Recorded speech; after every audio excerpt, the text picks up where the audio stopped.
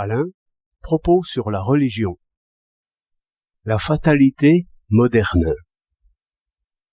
Le destin des anciens se niait lui-même, aussi bien par ces dieux divisés que par les innombrables signes.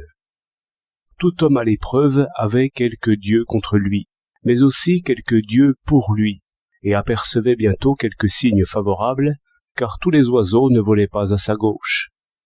Même dans les oracles, toujours ambigus, chacun trouvait des raisons d'espérer et d'entreprendre. Ces naïves doctrines maintenant ensemble l'idée des invincibles forces et l'idée corrélative de la puissance de l'homme, sans laquelle l'autre idée n'a plus de sens. Il y a des breuvages, des charmes et des maléfices, mais il y a toujours aussi quelques baguettes magiques qui donnent la victoire. L'on voit même, dans les aventures d'Ulysse, que la méthode contre les magiciennes est souvent d'oser et de vouloir. Oser contre Circé et vouloir obstinément contre les sirènes. Et ce dernier exemple représente merveilleusement la puissance des passions et en même temps ces moyens si simples et si efficaces auxquels nous ne pensons jamais. Nous n'avons presque point de pouvoir contre le chant, mais nous avons tout pouvoir pour boucher nos oreilles. L'Odyssée célèbre la force d'âme et le libre arbitre. Cette Minerve qui protège le héros patient et ingénieux, c'est la raison même. Comme Neptune, le dieu contraire, figurent les forces marines. Certes, il est juste de dire que les idées humaines ont changé depuis ce temps-là. Tout de même, nous ne sommes pas si loin, et il n'est pas évident que nos idées spéculatives soient moins lourdes à porter que ne l'était cette mythologie pour les pirates grecs. L'idée d'une fatalité invincible est certainement liée à l'idée d'un seul Dieu sans aucun ministre, comme on voit pour les Mahométans. À mesure que la mythologie devient plus abstraite et plus cohérente, elle est ainsi moins capable de conserver intacts les deux dogmes antagonistes. La grâce catholique, qui tempérait les décrets du Dieu unique par l'intercession de la Vierge et des saints, a, tout compte fait, mieux traduit la somme des idées humaines que n'a pu faire l'abstraite et métaphysique réforme.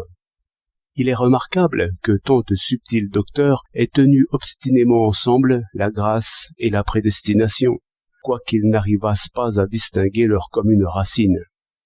Et cette histoire des idées est propre à nous avertir que la pensée n'est pas une petite charge, et qu'enfin l'évidence ne suffit pas à tout, car il y a beaucoup de choses évidentes et qui ne s'accordent pas aisément entre elles. Le destin des modernes est né de cette longue incubation. L'idée de la fatalité antique, plus forte que Jupiter, y est dessinée par le système des conditions astronomiques qui nous sont invincibles, et même inaccessibles, et qui dominent l'ensemble de l'existence humaine. La pluie, l'orage, les jours courts, le froid, le sommeil de la terre, tout cela survient quoi que nous fassions. Si vous suivez sans précaution cette idée évidente, vous viendrez à dire que le pilote est lui aussi une sorte de ciel plus compliqué, où les conceptions, les décisions et les actions surviennent comme les saisons, la pluie et le vent. Le pilote tourne sa barre comme le bois flotte. Ainsi, l'Ulysse de notre temps devrait s'observer lui-même, afin de prévoir ce qu'il fera par l'universelle fatalité. Il ne dira point « formons quelques projets », mais bien « voyons si je ne vais pas former quelques projets », par les mouvements de mon corps, de mes yeux ou de mon cerveau. Il attendrait sa propre résolution comme le beau temps. Or, dans ce tableau, je vois bien Neptune ébranleur de terre, mais je ne vois pas la déesse aux yeux verts, qui sans cesse pense encore à autre chose. Nous tenons un des termes de l'opposition. Nous avons perdu l'autre. Ce n'est point résoudre, ce n'est point penser. Si l'on me demande si cette fatalité moderne est vraie ou fausse, je ne veux point répondre, mais je me trouve devant ce tableau de l'humaine condition comme devant un portrait dont le nez et la bouche seraient poussés en perfection, et dont les yeux seraient restés à l'état d'ébauche. Et je crois que le penseur ressemble à l'artiste en ceci, qu'il doit dégrossir en même temps toutes les parties, et n'achever point l'oreille avant de savoir ce que l'œil en dira. Il me semble que, selon l'esprit des directeurs de conscience, la solution de ces problèmes est laissée aux fidèles, qui a la charge de sauver à la fois la volonté de Dieu et la sienne propre.